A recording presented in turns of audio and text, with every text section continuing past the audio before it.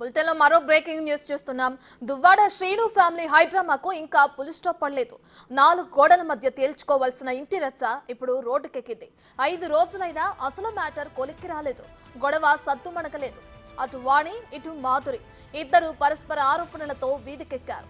అంతు చూస్తానంటూ మాధురి బహిరంగంగానే తిట్టిపోశారు. తనపై లేనిపోని ఆరోపణలు చేస్తూ పరువు తీస్తున్నారని మీడియా ఎదుట కన్నెత్తి పర్యంతమయ్యారు. తాను చావే సమస్యకు పరిష్కారం అనే రేంజ్ లో ఆత్మహత్య యత్నం చేశారు. తీరా యాక్సిడెంట్ చేసుకుని స్వల్ప గాయాలతో ఆసుపత్రిలో చికిత్స పొందుతున్నారు.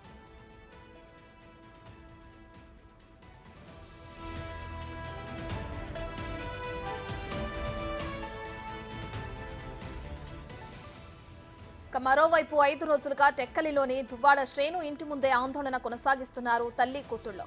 తమకు న్యాయం జరిగే వరకు ఆందోళన విరమించమంటున్నారు. వైసీపీ అధినేత జగన్ ఈ విషయంలో కలుగు చేసుకుని పార్టీ ఇమేజ్ దెబ్బతినకుండా దువ్వాడ శ్రీనుపై చర్యలు తీసుకోవాలని దువ్వాడ వాణి డిమాండ్ చేస్తున్నారు.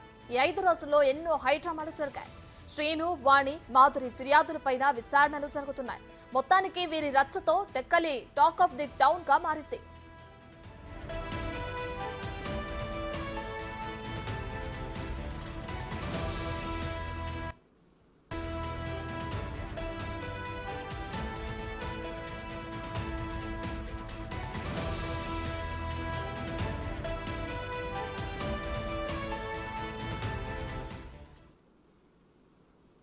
ఇదే అంశానికి సంబంధించి మరింత సమాచారాన్ని మా ప్రతినిధి రాజు లైవ్ లో అందిస్తారు. రైట్ రాజు, దువ్వాడ శ్రీను మ్యాటర్ అందరికీ తెలిసింది. అయితే ఈ విషయానికి సంబంధించి నిన్న కొంతమంది గ్రామ మహిళలు కూడా వాణికి సపోర్ట్ గా ధర్నా చేసే స్థలానికి రావడం కూడా మనం చూస్తున్నాం.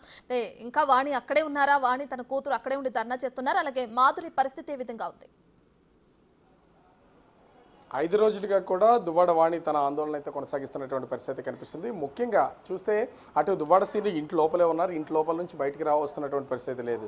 అంటే దువ్వాడ వాణి ఆందోళన స్టార్ట్ చేసిన తర్వాత 2వ రోజు మధ్యాహ్నం నైట్ అయితే ఈ దువ్వాడ శ్రీను ఇంట్లోకి ప్రవేశించారు. అప్పటి నుంచి మీడియాతో మాట్లాడుతున్నారు కానీ బయటకు వస్తున్నటువంటి పరిస్థితి లేదు.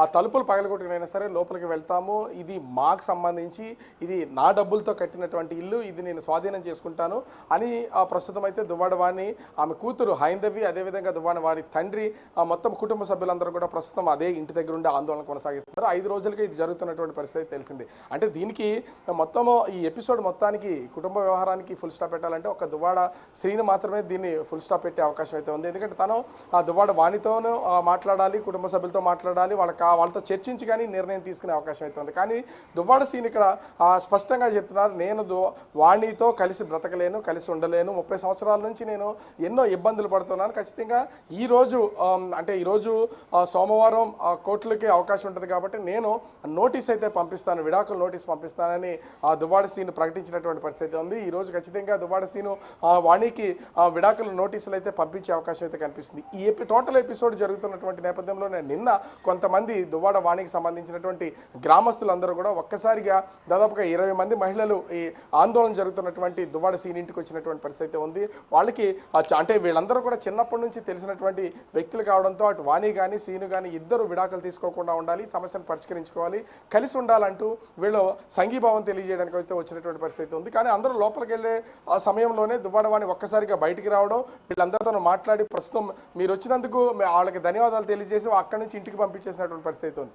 ఈ ఎపిసోడ్ ఇలా కంటిన్యూ అవుతున్నటువంటి నేపథ్యంలో అనూహ్యంగా ఆ మాధురి విషయం ఒక్కసారిగా యాక్సిడెంట్కి గురవడం, ఆ యాక్సిడెంట్ తానే ఆత్మహత్య చేసుకోవడానికి స్వయంగా తానే యాక్సిడెంట్ చేసుకున్నానని ప్రకటించినటువంటి పరిస్థితి ఉంది. ప్రస్తుతము మాధురి వైజాగ్లో ఉన్నటువంటి అపోలో హాస్పిటల్లో చికిత్స అయితే అందిస్తున్నారు. స్వల్ప గాయాలయ్యాయి. అయితే తెలకి కొంచెం ఇంటర్నల్గా బలమైనటువంటి గాయం దెబ్బ తగిలినటువంటి నేపథ్యంలో ప్రస్తుతం అయితే ట్రీట్మెంట్ అందిస్తున్నటువంటి పరిస్థితి ఉంది. దువ్వాడ శ్రీనుకి సంబంధించినటువంటి కొంతమంది అనుచరులు కూడా విశాఖ అపోలోకి వచ్చి ఆమెకి ఆ ట్రీట్మెంట్ విషయంలో ఎప్పటికప్పుడు విషయాలు తెలుసుకుంటున్నటువంటి పరిస్థితి ఉంది. కానీ మాధురికి సంబంధించినటువంటి కుటుంబ సభ్యులు అటు అత్తింటి వారు కానీ తల్లిదండ్రులు వైపు నుంచి కానీ ఏ ఒక్కరు కూడా వచ్చినటువంటి పరిస్థితి లేదు. ఆమెకి సంబంధించినటువంటి పిల్లలు కూడా ప్రస్తుతం ఆ 3 పిల్లలు పలాసలోనే ఉన్నట్లుగా తెలుస్తున్నటువంటి పరిస్థితి ఉంది.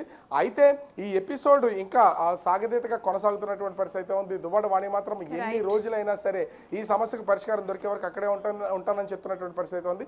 జగన్మోహన్ రెడ్డి దీంట్లో కలగజేసుకోవాలి, పార్టీ ప్రతిష్ట పరువు పోకుండా దువ్వాడ శ్రీను మీద చర్యలు చేపట్టాలి, ఎమ్మెల్సీ పదవి నుంచి తొలగించాలి, ఆ కఠినమైనటువంటి చర్యలు చేపట్టాలని దువ్వాడ వాణి అయితే డిమాండ్ చేస్తున్నటువంటి పరిస్థితి ఉంది. మరి చూడాలి. మరి కొంతసేపటికి అటు మాధురి ఈ కేసుకు యాక్సిడెంట్ కేసుకు సంబంధించి ఇప్పటికే పోలీసులు కేసు నమోదు చేసి దర్యాప్తు అయితే ప్రారంభించారు. ఆమె బ్లడ్ శాంపిల్స్ తీసుకున్నారు. దాని ద్వారా ఆమె మద్యం సేవించిందా లేకపోతే మత్తు కోసం ఏమన్నా మెడిసిన్ ఏమన్నా తీసుకుందా అనే కోణంలో కూడా పోలీసులు అయితే దర్యాప్తు చేస్తున్నారు. వాణి ఈ ఆరోపణలు చేస్తున్నటువంటి నేపథ్యంలో తన ఆత్మహత్యకు పాల్పడ్డా అని చెప్తున్నటువంటి మాధురి మరి బయటకు వచ్చిన తర్వాత ఏ విషయాలు బయట పెడుతుంది, ఎలాంటి విషయాలు చెప్తుంది అనేది మాత్రం వేచి చూడాల్సినటువంటి పరిస్థితి అయితే ఉంది. Ratna. Right, thank you Raju.